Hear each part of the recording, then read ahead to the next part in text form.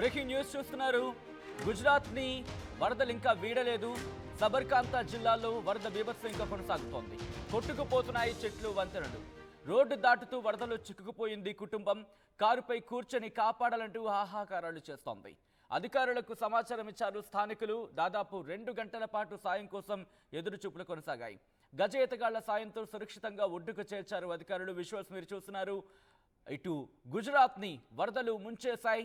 ఆ విజువల్స్ని మీరు చూస్తున్నారు. గుజరాత్ని వరదలు ఇంకా వీడలేదు. సబర్కాంత జిల్లాలో వరద బీభత్సం కొనసాగుతోంది. ఇన్ఫాక్ట్ ఆ వరద ప్రవాహానికి చెట్లు, వంతెనలు కొట్టుకుపోతున్న పరిస్థితి. రోడ్డు దాటుతూ వరదలో చిక్కుకుపోయింది ఓ కుటుంబం. అదుగో విజువల్స్ మీరు చూస్తున్నారు. కారు పైన కూర్చొని, అవును, కారు మీద కూర్చొని తమని కాపాడాలంటూ ఆహాకారాలు చేస్తోంది ఆ కుటుంబం. ప్రస్తుతం నరకం చూస్తోందనే చెప్పుకోవాలి. ఎందుకంటే అదుగో అక్కడ అదృష్టవశాత్తు అదిగో అక్కడ మీరు చూస్తే కనుక వరద ప్రవాహం అక్కడ ఆ కారు పైన చేరుకున్నది ఆ కుటుంబం.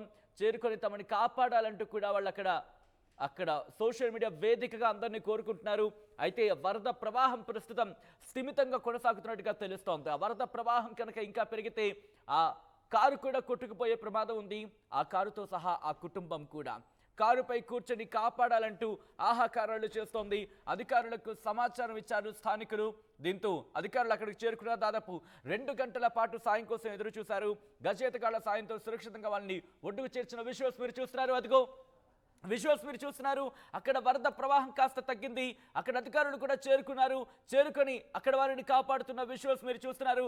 గజ ఈతగాళ్లు, అధికారులు మొత్తం అందరూ అక్కడికి చేరుకొని ఆ కుటుంబాన్ని సురక్షితంగా ఒడ్డుకు చేర్చిన విజువల్స్ మీరు చూస్తున్నారు. ఆర్టీవీ స్క్రీన్ మీద అక్కడ మీరు చూడొచ్చు. కారు పైన అక్కడ ఆహాకారాలు చేస్తోంది. తమని కాపాడాలంటూ కూడా అక్కడ స్థానికులను వేడుకుంటున్నారు. మరో వ్యక్తి మీరు చూస్తే కనుక సెల్ ఫోన్లో అక్కడ అధికారుల దృష్టికి తీసుకెళ్లే ప్రయత్నం చేస్తున్నారు. సోషల్ మీడియా వేదికగా ఈ విషయాన్ని పంచుకునే ప్రయత్నం చేస్తున్నారు. దీంతో అక్కడ ఆ కుటుంబం తమని కాపాడాలంటూ కూడా ఆ వెహికల్ పైనకి చేరుకుంది. ఎందుకంటే వరద ప్రవాహం పెరిగింది. అదృష్టవశాత్తు అక్కడ అధికారులకు సమాచారం ఇచ్చి వాళ్ళు వచ్చి కాపాడేంత వరకు కూడా వరద ప్రవాహం పెరగలేదు. మీరు చూస్తే కనుక వాళ్ళు కాపాడాలంటూ కోరుకున్న సందర్భంలో పూర్తిగా ఆ కారు టాప్ మీరు చూస్తున్నారు. టాప్ మీద వాళ్ళు ఎక్కి కూర్చున్నారు. సారీ, ఆ ప్రవాహం ఆ ఉధృతి మీరు చూడొచ్చు. కానీ రైట్ సైడ్ బాక్స్లో మీరు చూస్తున్నారు. అధికారులు అక్కడికి చేరుకొని సహాయక చర్యను వేగవంతం చేశారు. వారిని సురక్షితంగా బయటకు తీసుకొచ్చేందుకు గజ ఎతగాళ్లను కూడా రంగంలోకి దింపారు. దీంతో ఆ కుటుంబం సురక్షితంగా ఒడ్డుకు చేరుకుంది. దాదాపు 2 గంటల పాటు. ఒక్కసారి ఊహించుకోండి, మీరు కానీ నేను లేకపోతే మన కుటుంబాలు ఏవైనా కూడా అక్కడ వరద నీటిని ఆ ఒడ్డుకు వెళ్ళాలంటేనే భయపడిపోతూ ఉంటాం. ఎందుకంటే వరద ప్రవాహం ఆ స్థాయిలో ఉంటుంది. మరి ముఖ్యంగా ఇక్కడ ఒక విషయం మాత్రం కన్ఫామ్గా మనం చెప్పాలి అండ్ మనం గుర్తుంచుకోవాలి కూడా. ఏదో చిన్న ప్రవాహమే కదా అని చెప్పి మరి ముఖ్యంగా వాగులు, వంకలు వీటి దగ్గర మాత్రం చాలా అప్రమత్తంగా ఉండాలి. ఎందుకంటే ఈ వాగులన్నీ కూడా ఎక్కడి దగ్గర కనెక్ట్ అవుతూ ఉంటాయి. ఒక్కసారి అక్కడ పరిస్థితి చూద్దాం. ఆ తర్వాత దీని కంటిన్యూటీలో మాట్లాడుకుందాం. फायर वाला आऊँ છું फायर वाला आई ગયા છે आया છું फायर वाला आऊँ છું ઓવા કડિયાદવાડી મો કરોલ મો ફૂલ પાણી બરચક અરે કાકા फायर वाला आऊँ છું फायर वाला आई ગયા છે ઓવા કડિયાદવાડી મો કરોલ મો ફૂલ પાણી બરચક અરે કાકા फायर वाला आऊँ છું फायर वाला आई ગયા છે आया છું फायर वाला आऊँ છું हाँ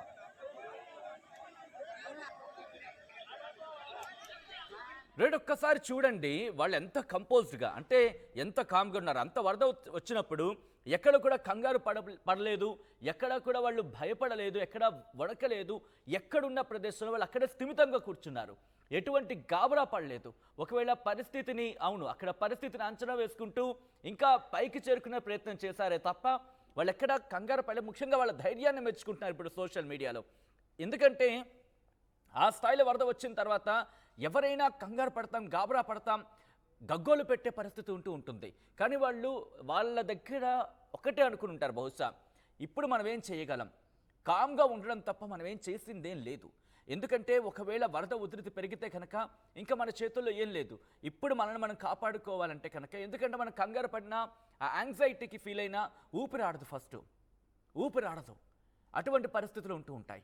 అటువంటి నేపథ్యంలోకి మీరు చూస్తే కనుక ఆ మహిళ చక్కగా పలకరిస్తున్నారు. అంత వరదలో తమ వాహనం కొట్టుకుపోతున్నా ఇక తమ ప్రాణాలు దక్కుతాయో దక్కవో అనే ఒక క్వశ్చన్ మార్క్లో కూడా వాళ్ళు ధైర్యంగా ఉన్నారు. ఎస్, ఇంతమంది స్థానికులు మమ్మల్ని చూశారు, సోషల్ మీడియా మాకుంది, వీళ్ళెవరైనా చేర్చకపోతారా సమాచారాన్ని, ఎవరైనా వచ్చి మమ్మల్ని కాపాడకపోతారంటూ కూడా వాళ్ళకి ధైర్యాన్ని ప్రదర్శించారు. వాళ్ళ స్థిమితంగా ఉన్నారు, అక్కడ నవ్వుతూ ఉన్నారు. ఇన్ఫ్యాక్ట్ అది మెచ్చుకోవాల్సిన పరిస్థితి. అటువంటి సిచ్యువేషన్లో కూడా అంటే ఇంకా ఏ క్షణానైనా ప్రాణాలు పోతాయేమో అని ఒక భయానక వాతావరణం, ఏ క్షణానైనా కొట్టుకుపోతామేమో అని ఒక భీతావాహ పరిస్థితి, అటువంటి దారుణమైన పరిస్థితి అది. కానీ ఎక్కడా కూడా వాళ్ళు తాము సమయంను కోల్పోలేదు, స్థిమితంగా కూర్చున్నారు. అంతటి వరద ఉధృతి కొట్టుకు వస్తున్నా, అంత వరద ఉధృతంగా వస్తున్నప్పటికీ కూడా వాళ్ళెక్కడా కూడా వాళ్ళు కంగారు పడలేదు. ఇప్పుడు ఇదే సిచ్యువేషన్, ఇప్పుడు ఇదే మాటలు సోషల్ మీడియాలో చక్కర్లు కొడుతున్నాయి. వాళ్ళ ధైర్యాన్ని అభినందిస్తున్నారు. విజువల్స్ మీరు చూస్తున్నారు దాదాపు 2 గంటల పాటు. ఎందుకంటే ఎస్, ఇక్కడ మనం మాట్లాడుకున్నాం ఇందాక వాగుల గురించి కావచ్చు, లేకపోతే నదులకు సంబంధించి. ఎప్పుడైనా నదుల దగ్గర ఇటువంటి పరిస్థితులు, ఎందుకంటే దాదాపుగా నదుల మీద ఏదో ఒక వంతెనలు ఉంటూ ఉంటాయి. అటువంటి పరిస్థితులు మనం చూస్తూ ఉంటాం. మరీ ముఖ్యంగా ఈ వాగులు, వంకలు, చిన్న చిన్న కాలువలు, వీటి మీద మన ప్రభావం ఎలా ఉంటుందంటే, ఇది మనకు తెలిసిన వాగే కదా, మనకు తెలిసిన కాలువే కదా అనుకుంటూ ఉంటాం. కానీ ఈ వాగులన్నీ కూడా పైన ఏ చెరువులకో లేకపోతే పైన మరొక వాగులకో కనెక్ట్ అయ్యి ఉంటూ ఉంటాయి.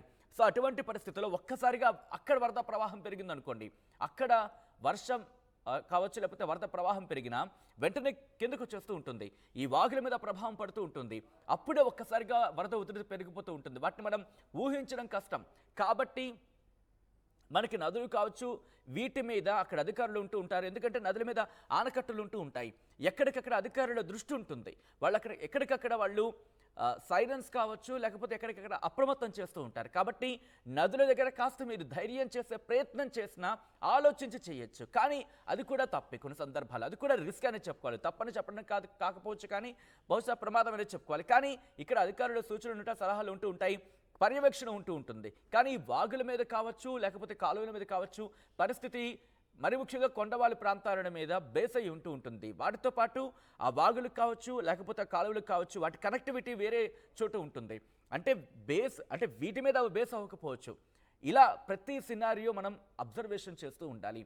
మనం ఒక వాగు దాటినప్పుడు కంప్లీట్గా దాని మీద తెలిసేనే ఉండాలి. ఒకవేళ తెలియకపోతే ఆరక్షణం లేట్ అయినా పర్వాలేదు, లేకపోతే ఆ రోజు పోయినా పర్వాలేదు అనుకుంటే మన ప్రాణాలు మనకు దక్కుతాయి. అవును, ఎందుకంటే ఈ మధ్యకాలంలో మీరు చూస్తే కనుక మున్నేరు వాగు కావచ్చు లేకపోతే బొడమేరు కావచ్చు, ఇవన్నీ వాగులు ఏర్లే, అంటే నదులు కాకపోవచ్చు, కానీ ఈ ఏరులు వాగులు కూడా నది కనెక్ట్ అవుతూ ఉంటాయి. వీటి మీద పర్యవేక్షణ అనేది అంతగా ఉండకపోవచ్చు. ఎందుకంటే కనుక అవి కొండవాళ్ళ ప్రాంతాల్లో ఉంటూ ఉంటాయి. కొండవాళ్ళ ప్రాంతాల్లో వాటికి కూడా చిన్న చిన్న నీటి మార్గాల ద్వారా అక్కడికి వస్తూ ఉంటుంది. ఆ నీరు అనేది వాగులోకి వచ్చి చేరుతుంటుంది. ఒకవేళ వాటి కనెక్టివిటీలో ఆ పైన ఎక్కడైనా ఒక చిన్న గుంటల్లా ఉండు లేకపోతే చిన్న చెరువుల్లో ఉండు, ఇలా ఉన్నదనుకోండి, అక్కడ నీటి ప్రవాహం పెరిగినప్పుడు ఇలాంటి సిచ్యువేషన్ ఉంటుంది. అంటే మన చేతుల్లో ఉండదు, ఒక్కసారిగా వరద ప్రవాహం పెరిగిపోతూ ఉంటుంది. అటువంటి పరిస్థితుల్లో మన చేయి దాటిపోతూ ఉంటుంది. ప్రస్తుతం అక్కడ కూడా అటువంటి పరిస్థితిని కూడా అంచనా వేయడం జరుగుతోంది. అక్కడ ప్రమాదాన్ని ఊహించకపోవడం మొట్టమొదట వరదల్లో చేసే అంటే సాధారణంగా అంటూ ఉంటాం మొట్టమొదటి తప్పు అంటూ కూడా ఇదే, అంచనా వేయకపోవడం. ప్రమాదాన్ని అంచనా వేయకపోతే కనుక ఇదే చిన్నదే కదా అనుకుంటూ ఉంటాం, కానీ ఒక్కసారిగా వరద ప్రవాహం పెరిగిపోతూ ఉంటుంది. ఇన్ఫ్యాక్ట్ మొన్న విజయవాడ విశాఖపట్నం అంటే అటువైపు వెళ్ళే జాతీయ రహదారికి సంబంధించి మాట్లాడుకున్నప్పుడు హైదరాబాద్ నుంచి విజయవాడ వెళ్ళినప్పుడు కూడా మనం చూసాం, పెద్ద వాహనాలే కొట్టుకుపోయాయి, లారీలే కొట్టుకుపోయాయి. అక్కడ అధికారులు అప్రమత్తం చేశారు వారిని, కాబట్టి ప్రాణనష్టం మనకు కలగలేదు. లేకపోతే మనం ఊహించగలమా ఎన్ని కిలోమీటర్లు వెళ్ళిపోయి ఏకంగా దాదాపు 100 మీటర్లు 200 మీటర్లు కొన్ని వాహనాలు అయితే బైకులు కావుతాయి ఏకంగా మట్టిలో కూరుకుపోయాయి, కనిపించరు కొనైతే వాళ్ళంతా వాళ్ళే చెప్పారు. సో అటువంటి పరిస్థితి. కాబట్టి ఇది మనకు కళ్ళ ముందు కదలాడుతున్న ఉదాహరణలు.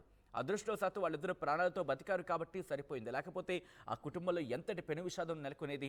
ఒక చిన్న నిర్లక్ష్యం, బహుశా నిర్లక్ష్యం అన్న మాట అనడంలో తప్పులేదు అనుకుంటున్నాను. ఎందుకంటే కనుక చిన్న అజాగ్రత్త, చిన్న నిర్లక్ష్యం, ఈ చిన్నదే కదా, దాటేస్తాం కదా, ఇంత పెద్ద కారు మనల్ని అంత ప్రవాహాన్ని దాటించకపోతుంది అంటూ కూడా. అంత పెద్ద కారే కానీ వరద ప్రవాహం దాన్ని మించింది. అదొకటి అర్థం చేసుకోవాలి. ప్రస్తుతం ఆ విజువల్స్ మీరు చూస్తున్నారు. పెద్ద పెద్ద తాళ్ల సాయంతో ఆ కారుని, అలాగే వాళ్ళ ఇన్ఫ్యాక్ట్ ఆ కుటుంబాన్ని కూడా వాళ్ళు బయటకు తీసుకొచ్చారంటే అర్థం చేసుకోవచ్చు ఎంత శ్రమ పడాల్సి వచ్చిందని చెప్పి. గజ ఎత్తగాలను కూడా మనం మెచ్చుకోవాలి ఈ సందర్భంలో. ఎందుకంటే ప్రాణాలను రిస్కులో పెట్టి వాళ్ళు కాపాడుతూ ఉంటారు. ఎంత గజ ఎత్తగాలు అయినప్పటికీ వరద ప్రవాహం అంచనాలు వాళ్ళకి ఎంత క్యాలిక్యులేషన్ ఉన్నప్పటికీ కూడా అది చాలా రిస్క్తో కూడుకున్న పని. వాళ్ళని కూడా అభినందించాలి.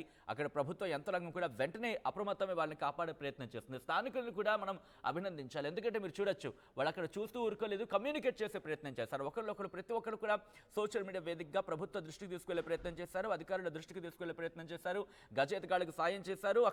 ఎందుకంటే అక్కడ స్థానికుల సాయం లేకపోతే కనుక, ఎందుకంటే అక్కడ లోతంత ఉంటుంది, దాంతోపాటు అక్కడ పరిస్థితులు ఏంటి అనేది వాళ్ళకి ఐడియా ఉంటుంటుంది. ఈ నేపథ్యంలో అక్కడికి చేరుకున్నారు, వెంటనే వాళ్ళని కాపాడే ప్రయత్నం చేశారు. మొత్తంగా అయితే మాత్రం ఈరోజు గుజరాత్లో ఒక కుటుంబం మాత్రం వరద నీటిలో చిక్కుకున్న తర్వాత దాదాపు 2 గంటల పాటు అవును 2 గంటల పాటు శ్రమించింది.